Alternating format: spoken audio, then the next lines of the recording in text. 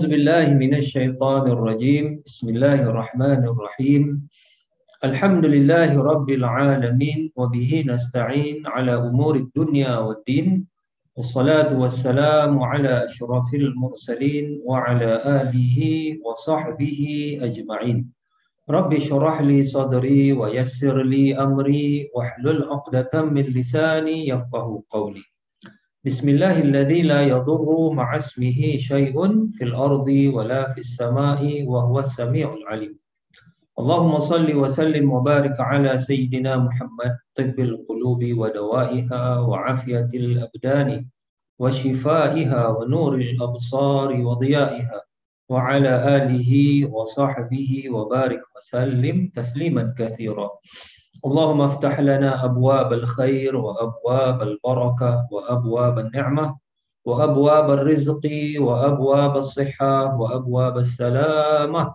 وأبواب القوة وأبواب العلم وأبواب الجنة آمين يا رب العالمين. Alhamdulillah. Para jemaah sekalian, para penonton, kaum muslimin muslimat, khususnya jemaah Masjid Kasim, Assalamualaikum warahmatullahi wabarakatuh. Apa khabar para jemaah sekalian? Mudah-mudahan saya ucapkan dalam keadaan insya-Allah dalam keadaan baik, sihat walafiat insya-Allah.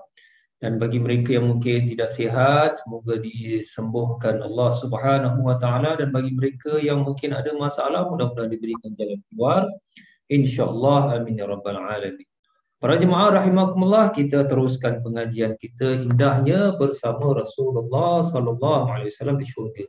Buku pun warna biru, baju ni pun warna biru, background pun biru lah, blue sky.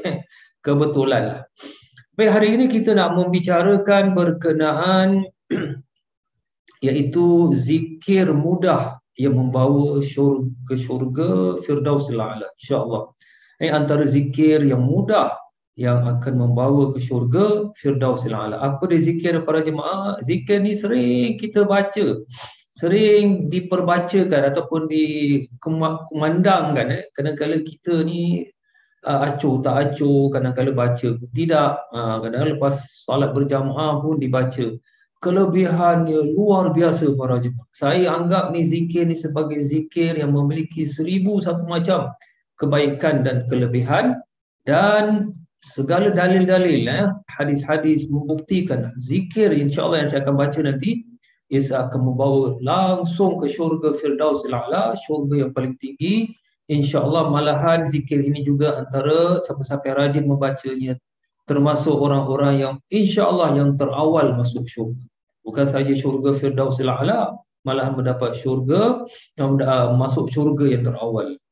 Betul kan ni? Insya-Allah kita akan lihat ada hadis-hadisnya dan segala bukti menunjukkan apa yang akan diketengahkan itu insya-Allah adalah benar. Jadi tajuk kita zikir mudah yang membawa ke syurga Firdausil A'la. Apa dia? InsyaAllah kita mulakan pengajian kita dengan membaca surah Al-Fatihah. Mudah-mudahan Allah Subhanahu wa taala mempermudahkan untuk kita untuk dapat mengamalkannya, mempermudahkan untuk kita juga dapat melakukan amalan-amalan salih, dan mudah-mudahan insya-Allah dikumpulkan bersama baginda tercinta Rasulullah sallallahu alaihi wasallam ala hazihi niyah wa ala kulli niyatin salihah.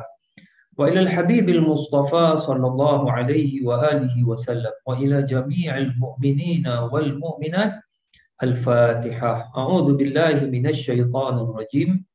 بسم الله الرحمن الرحيم. الحمد لله رب العالمين الرحمن الرحيم مالك يوم الدين إياك نعبد وإياك نستعين اهدنا الصراط المستقيم صراط الذين أنعمت عليهم غير المغضوب عليهم ولا الضالين آمين يا رب العالمين.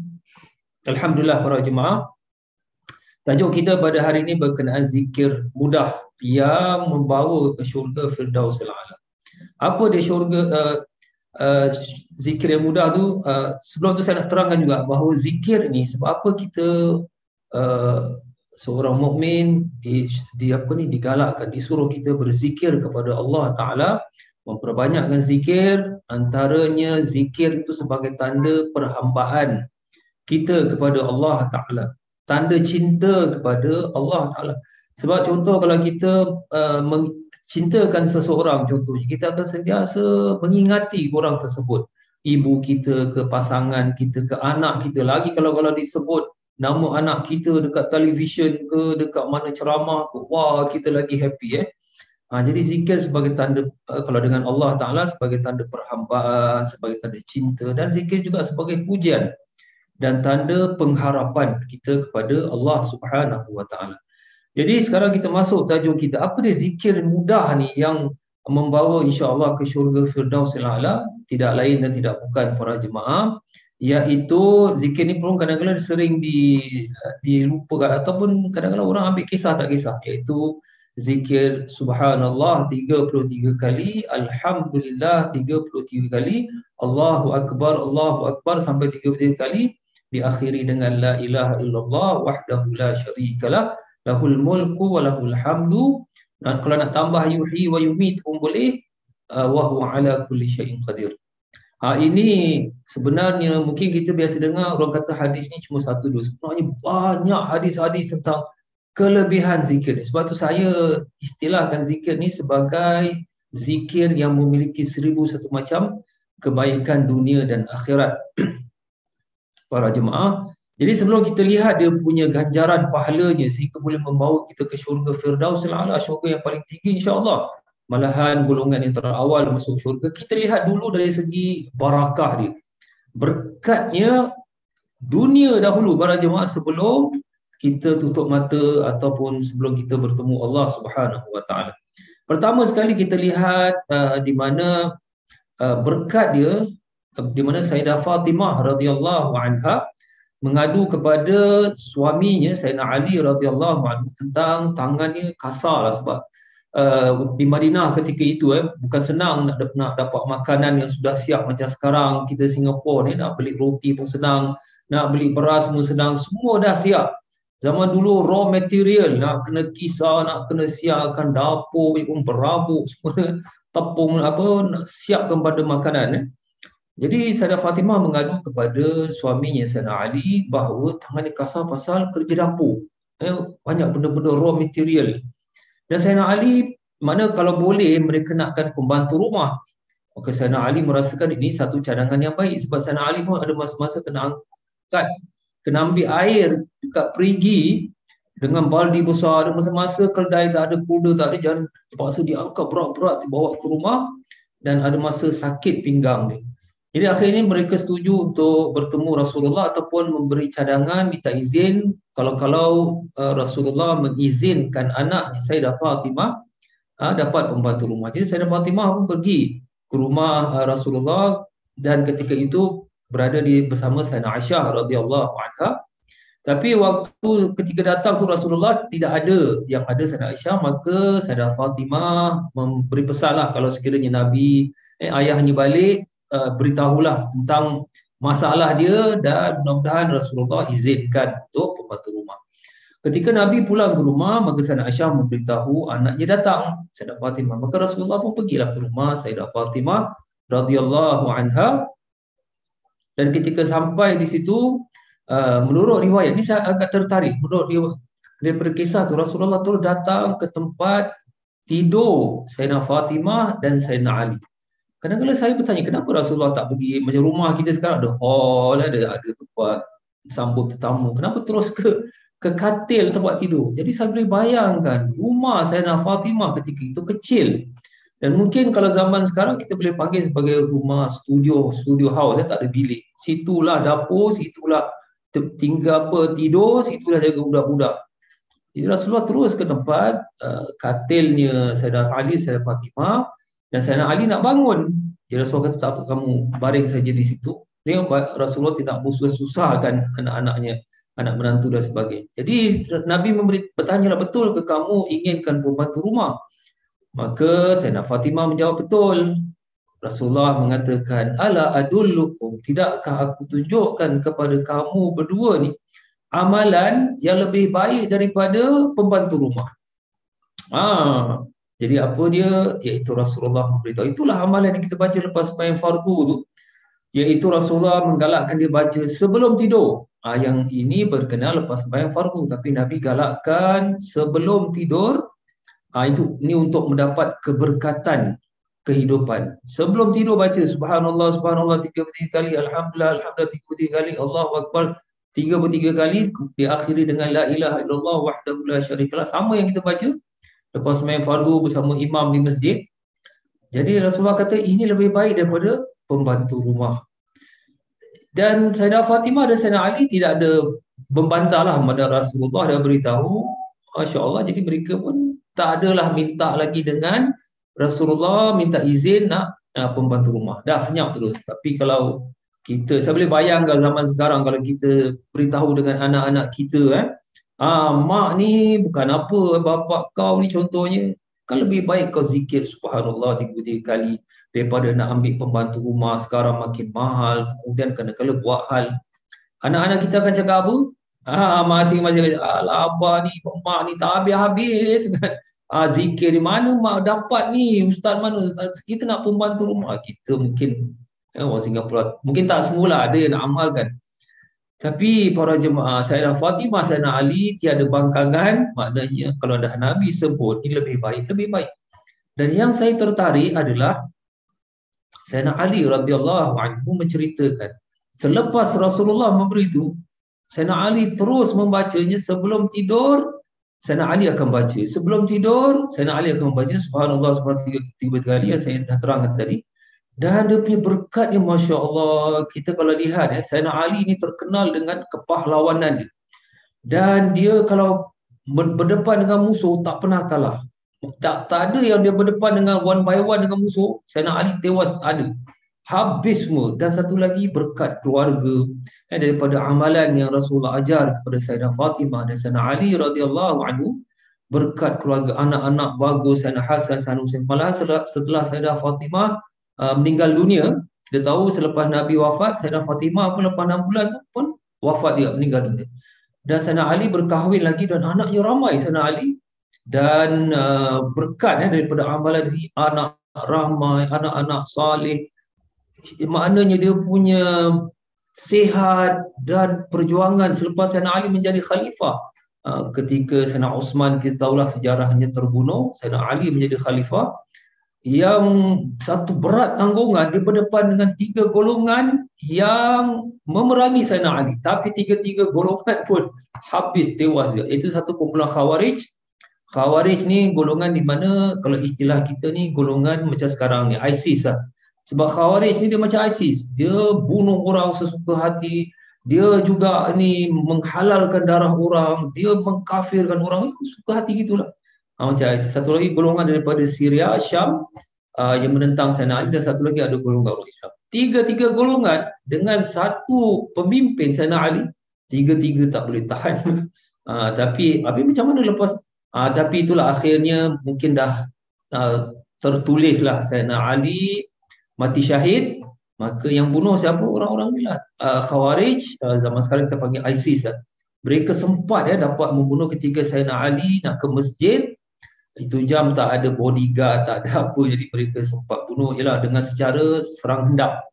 Kalau berdepan one by one confirm kalah, tapi mereka serang hendap ni susahlah kita nak bayangkan. Jadi inilah saya nak terangkan berkat dekat dunia ni, makna berkat keluarga, berkat anak-anak, anak yang baik, tenaganya Masya Allah Sayyidina Ali kehidupannya berkat, kerjaya berkat, rezeki berkat, semua berkat. Isteri-isterimu berkat Sayyidina Ali. Sayyidina Ali lepas Sayyidah Fatimah meninggal dunia, barulah Sayyidina Ali kahwin 1, 2, 3. Dengan Sayyidah Fatimah tak ada, pasal untuk menjaga inilah keluarga Nabi kan tak sedap. Jadi ini para jemaah rahimakumullah, pertama sekali berkat kehidupan. Sekarang kita akan lihat tajuk kita, iaitu zikir ni. Kalau kita lihat memang zikir senang, mudah. Tak sampai 2-3 minit pun dah boleh habis. Subhanallah, subhanallah 33 kali, alhamdulillah. Dan seterusnya. Baik, sekarang kita lihat dari segi pahala. Yang kedua, ini berkenaan pahalanya, kita lihat daripada buku ni sendiri, indahnya bersama Rasulullah di syurga alaihi salatu wassalam. Muka surat 458.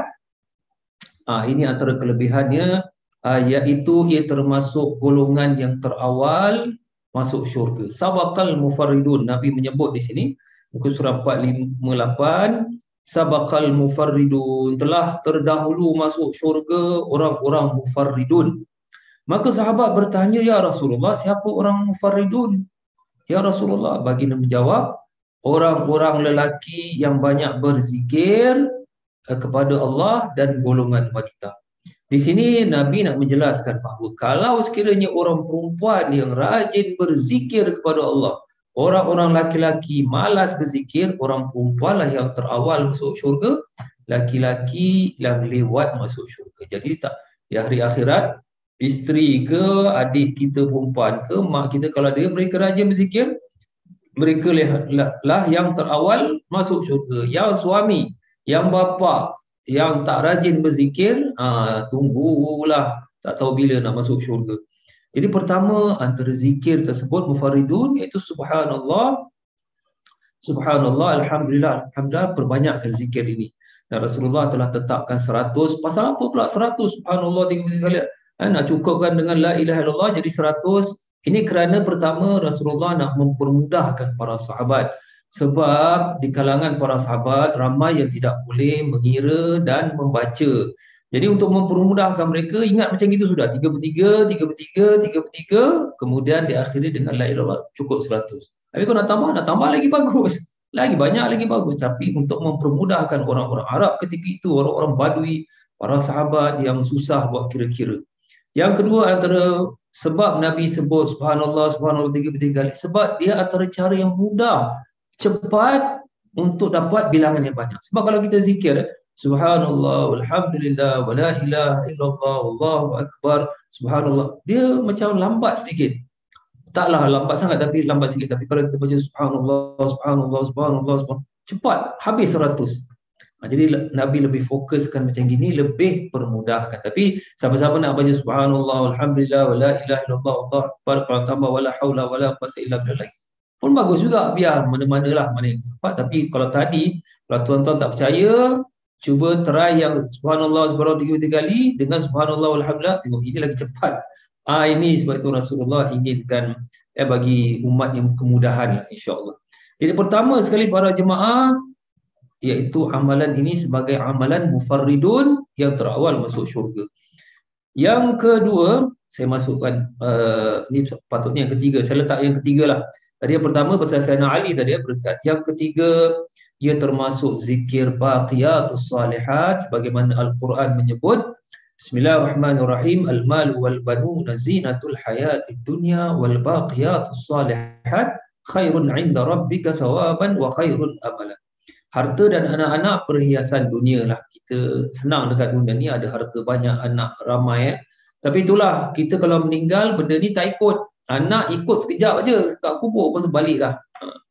Tapi baqiyatus salihat, itulah yang sepatutnya kita kejarkan, kita utamakan untuk kebaikan. Jadi Rasulullah menafsirkan apa itu baqiyatus salihat yang sepatut kita kejarkan. Jadi idaman kita iaitulah at-tasbih, at-tahlil wa takbir, maknanya subhanallah, alhamdulillah, Allahu akbar, dan juga tahlil iaitu la ilaha illallah. Mana kita bacalah subhanallah, subhanallah, alhamdulillah, alhamdulillah, termasuk al-baqiyatus salihat. Ini yang akan menemani kita, dan juga tadi saya sebut mufarridun yang penyebab kita terawal masuk syurga dan menjadi kemuliaan di sisi Allah Subhanahu wa taala. Jadi ini yang apa? Zikir baqiyatus salihat dalam Quran sebut. Baik, yang keempat, kalau ini berkenaan kenapa pula kita baca lepas sembahyang fardu, selepas sembahyang berjamaah di masjid, kenapa imam mesti baca ni?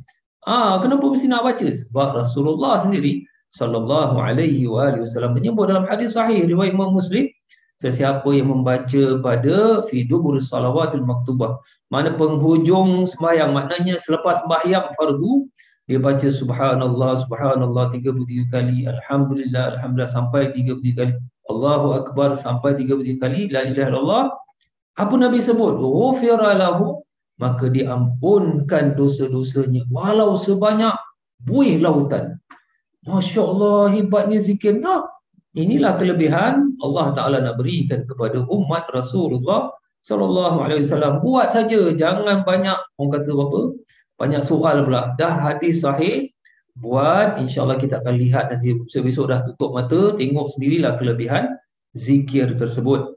Jadi Rasulullah menyebut lepas sembahyang fardu akan diampunkan dosa dia walau sebanyak buih di lautan. Maknanya insyaAllah dengan niatlah, ya Allah, zikir ni mudah-mudahan ya Allah ampunkan dosa saya, apa yang saya terlupa, apa yang saya tidak tahu, ataupun apa yang saya sengaja, apa yang saya iklankan atau saya terlupa, ampunkan semua. InsyaAllah walaupun sebanyak buih lautan. Mana buih ni ada yang besar, ada yang kecil. Semuanya Allah Ta'ala ampunkan. Dan ini dikuatkan lagi dengan hadis sahih di mana Rasulullah menyebut, afala u'allimukum syai'an, tidakkah aku tunjukkan kepada kamu satu amalan, kamu boleh menandingi orang-orang yang sebelum kamu dan kamu boleh mengatasi orang-orang yang akan datang. Maknanya hebat ni amalan. Dan dan tidak ada orang pun yang boleh mengatasi kamu amalan melainkan mereka kena buat sama macam yang kamu buat. Jadi para sahabat bertanya, apa dia sehingga boleh menandingi orang-orang dahulu punya amalan, boleh mengatasi orang yang akan datang punya amalan? Apa dia? Rasulullah menyebut tusabbihuna wa tukabbiruna wa tahmiduna khalfa kulli salat. Hendaklah kamu bertasbih, bertahmid, subhanallah, alhamdulillah, wa takbir, Allahu akbar selepas salat, selepas salat yang utama, lepas salat fardu. Jadi ini menguatkan, maknanya ini amalan yang luar biasa. Bukan setakat diampunkan dosa seperti banyak buih lautan, malahan dia boleh menandingi amalan-amalan orang-orang dahulu dan amalan-amalan orang yang akan datang. Dan tidak ada orang yang boleh menandingi amalan. Mereka kena buat macam gitu je. Apa dia? Kena tasbih, kena takbir, kena tahmid, alhamdulillah, Allahu akbar, subhanallah lepas sembahyang. Dan hadis ini dihukum sahih para jemaah. Hebat. Dan yang keempat, yang keberapa? Kelima, ia adalah tanaman-tanaman syurga para jemaah. Di mana Nabi Ibrahim alaihissalam ketika Isra Mi'raj, kita tahu Nabi kita SAW bertemu Nabi Ibrahim, roh Nabi Ibrahim, dan Nabi Ibrahim memberi salam, memberitahu, wahai Muhammad, iqra' ala ummatika salam, sampaikan salam kepada umatmu. Jadi kita jawablah waalaikumsalam, dan beritahu bahawa syurga ni ghirasuha, tanaman dia bukan kat dunia macam kita nak kena beli benih lah, kita pergi kedai beli pokok tanam. Tak, benih tanaman syurga tu subhanallah walhamdulillah wala ilaha illallah wallahu akbar. Kita tak tahu tanaman syurga ni macam mana warna dia, bau dia, wangi dia, bentuk dia. Kita tahu pokok kat dunia ni warna hijau, dia punya batang pokok dia keras ni. Kita tak tahu kat sana macam mana, warna pun tak tahu, wangi tak tahu macam mana. Sehingga kan Rasulullah menyebut ini gambaran saja. Ada pokok-pokok dekat syurga, perjalanannya 500 tahun. Pokok 500 tahun perjalanan. Ini baru nak bayangkan. Tapi apa yang kita bayangkan tak sama. Belum lagi tentang daun dia macam mana, warna macam mana, bau wangi macam mana, dia punya pemandangan macam mana. Wallahu ta'ala a'lam bisawab. Jadi perbanyakkanlah zikir tadi sebab ia adalah tanaman-tanaman syurga. Yang keenam, ia adalah ganti sedekah bagi orang yang tidak ada harta. Ini sebagaimana orang-orang fakir miskin di Madinah, mereka mengata, ya Rasulullah, zahaba ahlud duthur bil ujur. Mereka orang-orang kaya yang ada tanah, mereka ada wang. Kalau ada apa-apa, mereka yang mendahului kami dengan sedekah. Mereka boleh bersedekah. Kita tak ada apa, tanah pun tak ada, duit tak ada, sedekah. Tapi mereka mendahului kami dengan syurga. Maka Rasulullah menggalakkan mereka bahawa tidakkah dengan tasbih, dengan takbir, Allahu Akbar, itu adalah sedekah. Dan Nabi galakkan lepas sembahyang juga baca subhanallah, subhanallah, alhamdulillah, boleh menandingi orang yang kaya yang boleh belanja sedekah zaman sekarang jutaan dolar. Sebab ada orang ni dia boleh bersedekah ni $1 juta, $10 juta dia boleh bersedekah. Kita mana duit pun tak ada 1 juta, silap-silap ada yang 100,000 pun tak ada, 50,000 saja dalam bank. Contohnya lah, CPF pun bukan boleh dapat semua, sikit-sikit. Jadi ini zikir ini pengganti bagi mereka yang tidak ada wang, boleh menandingi orang-orang kaya yang ada wang, yang bersedekah. Tapi orang-orang kaya kenalah sedekah juga. Bukan makna zikir saja, tidak terdamu sedekah, tak, ini untuk orang-orang miskin saja. Yang ke yang ketujuh, yang akhir sekali, Rasulullah menyebut, ala adullukum bi khairi a'malikum. Tidakkah aku tunjukkan kepada kamu satu amalan, dan ini Nabi sebut ni lebih baik daripada sedekah. Lebih baik daripada kamu sedekah dengan emas dan perak. Apa dia? Zikrullah. Zikir kepada Allah, dan antara zikir itulah subhanallah, alhamdulillah, Allahu akbar, la ilaha illallah, Allahu akbar. Dan menguatkan ini semua adalah hadis Nabi yang menyebut subhanallah walhamdulillah wa la ilaha illallah wallahu akbar, itu lebih baik daripada apa yang disinari matahari. Maksudnya kalau sekiranya bumi ni seluruhnya emas, kita punya, atau lepas tu bintang marikh, bulan, kita punya, semua emas, tetap orang yang zikir ini lebih, Allah akan berikan lebih baik daripada segala emas, harta seberat bumi, seberat bulan, seberat bintang marikh apa yang disinari matahari, Allah akan berikan lebih baik. Jadi itu saja yang saya dapat sampaikan para jemaah, mudah-mudahan beri manfaat kepada kita. Saya akhiri, subhanakallahumma bihamdika asyhadu an la ilaha illa anta astaghfiruka wa atubu ilaik. Sallallahu ala sayyidina Muhammad wa ala alihi wa sahbihi wasallam. Alhamdulillahi rabbil alamin. Wassalamualaikum warahmatullahi wabarakatuh.